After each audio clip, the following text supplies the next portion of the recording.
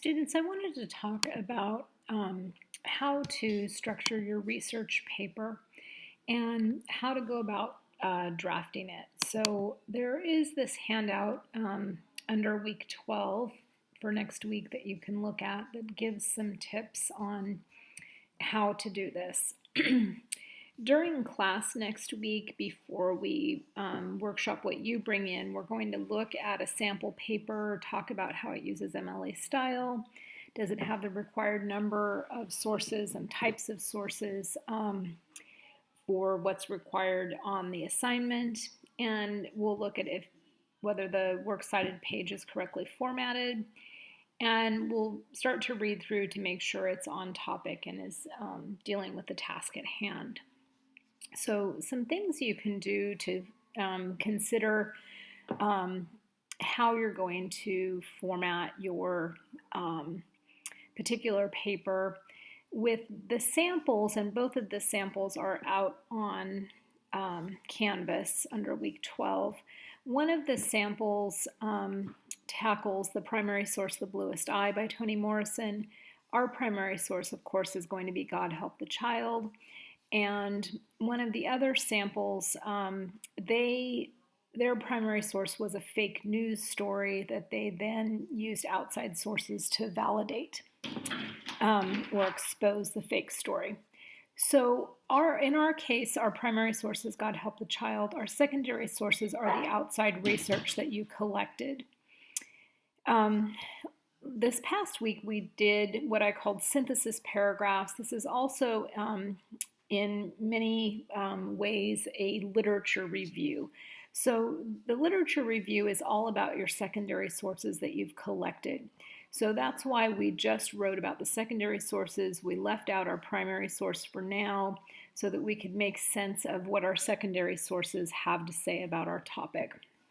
As you go to write the research paper, this will be primarily about how these secondary sources help to support your analysis and your evaluation of the primary source. So you should be using quotations from God Help the Child, and then bring in your research to compare to what Morrison shows in order to evaluate how well she depicts this theme. Other places that you might use secondary sources in your paper are if you need them to help you define terms. This is something we talked about also when we were talking about the synthesis paragraphs in the literature review. Or they may help to give background on the topic or subtopic that you need your readers to know in order to understand your analysis of the primary source. So in terms of how you might structure this, more than likely a 5-paragraph essay is not going to work, so don't even attempt that. Instead, I'd like you to think back to what we were doing early last week, where I asked you to write down a list of important subtopics or ideas. And so you might go back to this list and think some more about the different topics or ideas based on what you've discovered in the way Morrison depicts the theme and also in the topics that your research tends to take up.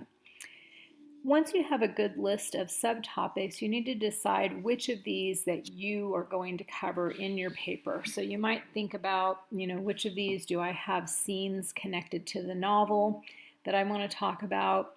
Which of these subtopics do I have research to back up my analysis?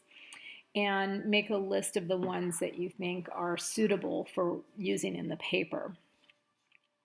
Once you have a good list, you can start by outlining sections of the paper. Each section could have more than one paragraph, especially if you are going to analyze multiple characters in regard to that particular topic, or maybe there are multiple sources that you've gathered that report on that topic. And so I think starting with deciding which sections you'll need is helpful before you plan how many paragraphs you'll need for each section. You might do something like this, where you have an introduction with a thesis at the end.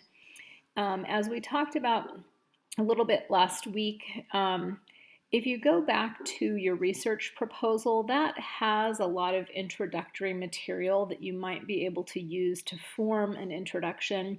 You also wrote down a tentative or working thesis, and you could revise that and use that in your introduction.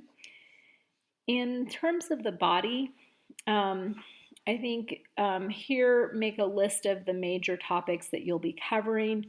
Each of these topics or sections may be anywhere from 1 paragraph, maybe up to 4 if you have multiple things that you're looking at.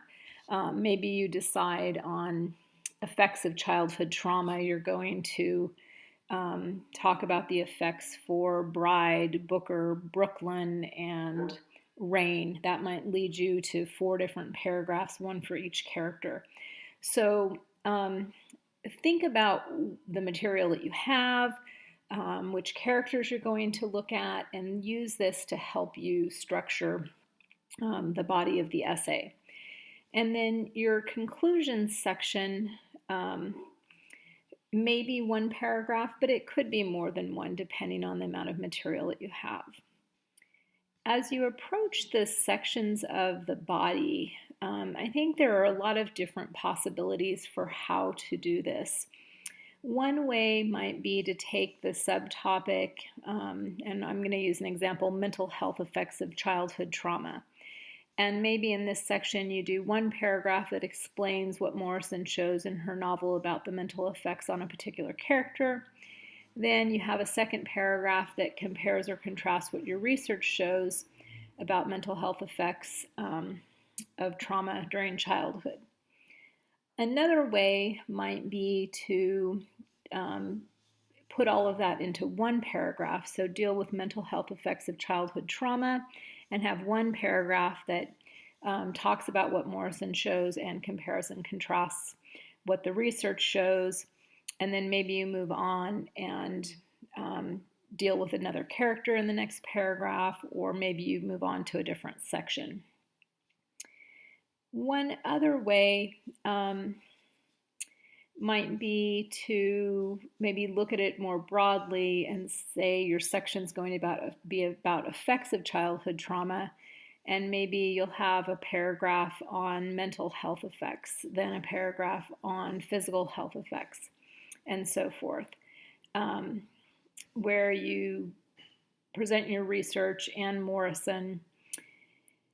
But no matter how you decide to structure the body of your paper, you should be connecting with Morrison's novel throughout the paper to make comparisons between your research and what Morrison depicts, since the overall prompt asks you to figure out, has Morrison done a good job? Does she accurately represent this particular theme?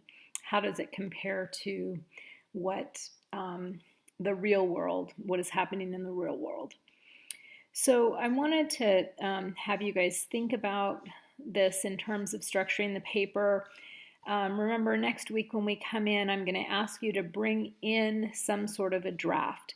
You've got material for your introduction. Use that from your proposal and create an introduction. You have 2 paragraphs that you created this week, your synthesis paragraphs. All you need to do with those is put them into the paper and decide how you're using them. Are they just defining terms or giving background? You may not need to add anything. If they're talking about a particular aspect that you want to analyze in terms of God Help the Child, then you need to now add in information from Morrison's novel to compare to what that source says. So think about how you can use what you've already written to create a draft, and then you can add more to that. Let me know if you have any questions. Thanks.